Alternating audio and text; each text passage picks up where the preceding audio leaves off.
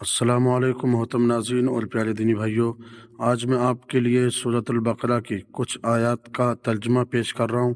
آپ ضرور پورا دیکھیے، جس میں بیان کیا گیا ہے کہ جو لوگ بن دیکھے ایمان لائے ان کے بارے میں بتایا گیا، اور جن لوگوں نے کفر کیا ان لوگوں کے بارے میں بتایا گیا، اور جو لوگ منافق ہیں ان کے بارے میں بتایا گیا۔ پوری دنیا کے اندر تین طرح کے لوگ آپ کو ملیں گے۔ ایک تو وہ جو لوگ اللہ اور اس کے رسول سے محبت کرتے بے انتہا اور بن دیکھے ایمان لائے، اور قرآن اور آخرت پر سب پر ایمان لائے۔ اور دوسرے ایسے لوگ ملیں گے کہ جنہوں نے کفر کیا اور ان کا ظاہر اور باطن کفر ہے۔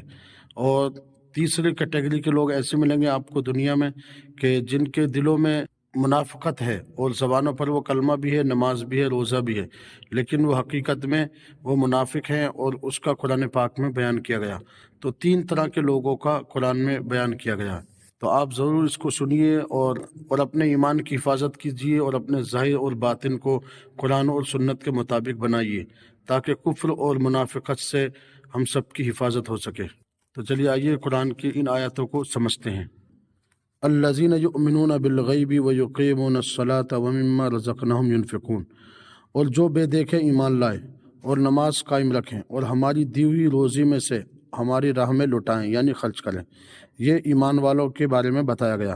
والذین یؤمنون بما انزل الیک وما انزل من قبلک، اور وہ کہ ایمان لائے اس پر جو اے محبوب تمہاری طرف اتارا، یعنی جو اللہ نے اپنے محبوب کی طرف بھیجا، اور تم میں سے جو پہلے اترا، یعنی جو پہلے آسمانی کتابیں ہیں یا جو حق ہے اللہ تعالیٰ نے اتارا اس پر یقین رکھتے ہیں۔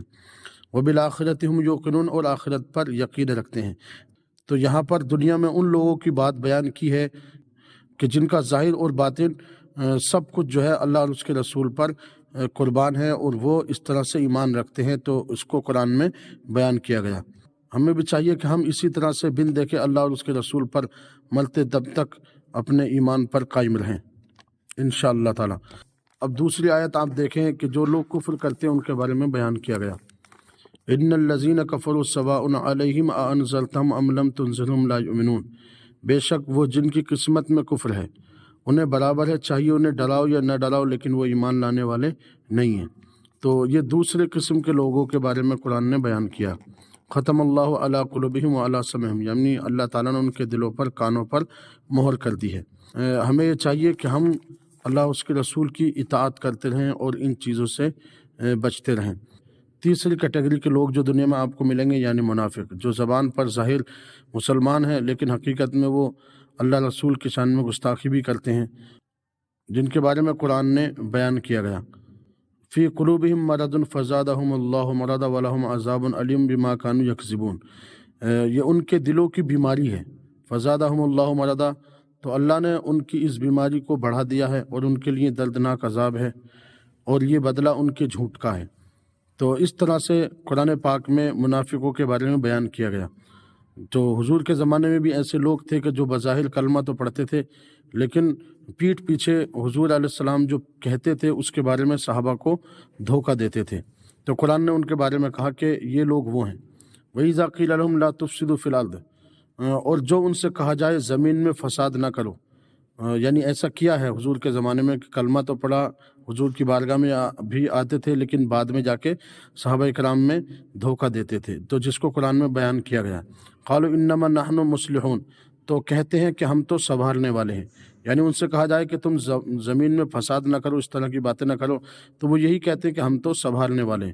تو اس کیٹیگری کے لوگ بھی آپ کو دنیا میں ملیں گے، آج بھی دنیا میں ہیں، جس کی وجہ سے مسلمانوں کو بہت ساری دقتیں آتی ہیں، لیکن پھر بھی اللہ تعالیٰ ایمان والوں کا حامی و ناصر ہے۔ تو ساتھیوں، اس طرح سے آپ سمجھ گئے ہوں گے۔ تو یہ تین طرح کے لوگ آپ کو دنیا میں ملیں گے۔ ایک تو وہ عاشق رسول جو اللہ اس کے رسول کی ہر بات پر ایمان رکھتے ہیں اور بن دیکھے ایمان لے آئیں، اور اپنا سب کچھ اللہ کی بارگاہ میں قربان کرتے ہیں۔ اور ایک وہ لوگ ہیں کہ جو کفر کرتے ہیں، ان کو بتاؤ یا مت بتاؤ، لیکن قرآن اس کے بارے میں بیان کر چکا ہے۔ اور تیسرے وہ لوگ جن کے دلوں میں منافقت ہے، یعنی حضور کے زمانے میں بھی تھے، آج بھی ہیں، آج بھی حضور کی شان میں گستاخی کرتے ہیں، قرآن بھی پڑھتے ہیں، نماز بھی پڑھتے ہیں، حج کو بھی جاتے ہیں، لیکن حضور کی تعظیم نہیں کرتے، حضور کے علم غیب سے انکار کرتے ہیں، حضور کی بشریت پر سوال اٹھاتے ہیں، حضور کو نور نہیں مانتے، اور حضور کی بے شمار باتوں پر آج بھی بہت سارے لوگ ہیں جو بظاہر کلمہ نماز پڑھتے لیکن یقین نہیں رکھتے۔ تو قرآن میں ان لوگوں کو منافق کہا گیا، اور تیسری کیٹیگری ایسے لوگوں کی قرآن میں بیان کی گئی۔